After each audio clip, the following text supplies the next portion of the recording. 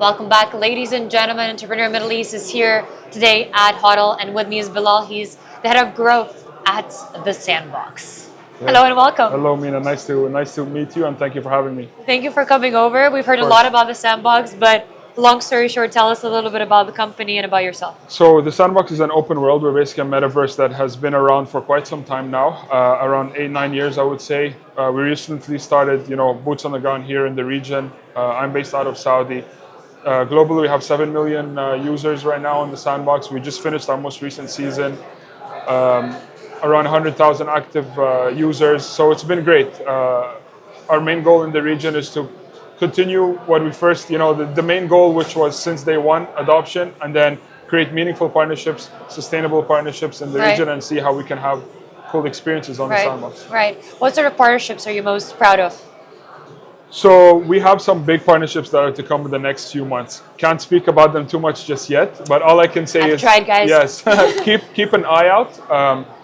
We have some big institutions and government, semi-government companies that are joining the Sandbox in the next few months, primarily out of Saudi Arabia, and I'm super excited for that. And really excited to see how our community or how Web3 reacts when that news comes out. 100%. What sort of emerging technologies are you guys using? Of course, AI is the biggest thing right now. Tell me a little bit about the way you guys are implementing it. Does it aid you, support you, help you in any sort of way? So I think obviously, just to make things clear, I'm the BD guy, right? So I'm not really the tech guy, although we have some tech knowledge. But I think, generally speaking, if we look at gaming and Web3 and gaming, it's how can we utilize AI to make experiences better and nicer, right? Whether it was have NPCs that are powered by AI, for example, or have, your games that have an aspect that could take you to the next level, or really take the experience to the next level that's powered by AI. That's how I think AI can really be utilized in our industry. 100%. Great. What sort of plans do you have for the future? I mean, any sort of new regions that you would like to conquer? So honestly, my bread and butter, my blood is really Saudi Arabia focused. I'm also focused in the UAE. But to really answer your question, we recently launched, I'm the chairman of Web3 Alliance of Saudi Arabia as well. Amazing. It's the first nonprofit alliance focused on Web3 in Saudi. I know we have a couple already here in the UAE, but this one is really the first one of its kind in Saudi Arabia. We have an amazing board. It's backed by Animoca Brands, Outlier Ventures, and the Sandbox.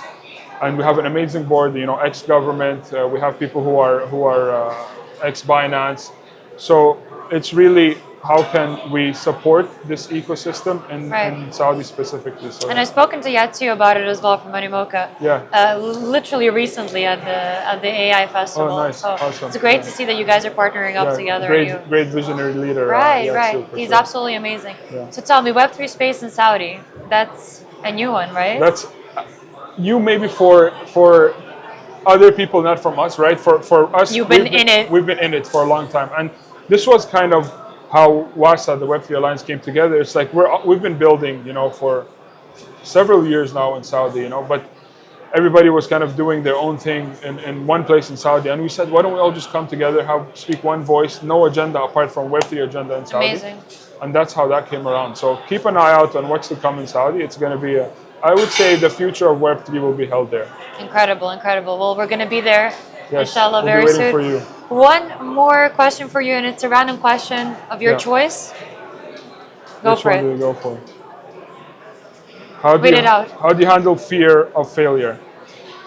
So it's a good question. So I've been part of many startups, and I've also had a couple of companies in the past myself. We're speaking over 10 years ago, some of which have been Web3, some of not.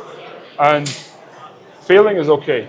I think I don't want to say where you have to fail to succeed. It's not really like that, but to a certain extent, it is. It's a scripted text, everybody. It's AI. Yeah. That's what AI is going to tell you. Yeah. But honestly speaking, failure, it's good to fail. Sometimes it's good to fail, and that will it's not like the more you fail, the next level. But I'm saying, what I'm trying to say is, if you learn from failure, you really can unlock new things in your future. And again, I speak as an entrepreneur myself. I've been part of so many different projects, so many different startups, and maybe 50% of them have been successful, and the other 50% have not been, which is totally fine, right? And that's what what my advice would be when it comes to failure. Like don't be afraid of failure. If Right. it stands in your way, you just go around it. And Right, that's it. right. Absolute pleasure having you here Pleasure today. is mine. Well, thank you Thank you for for having coming, me. and Thank we you. wish you the best of luck and stay Thank tuned you to so the much. interview coming very soon. Thank you.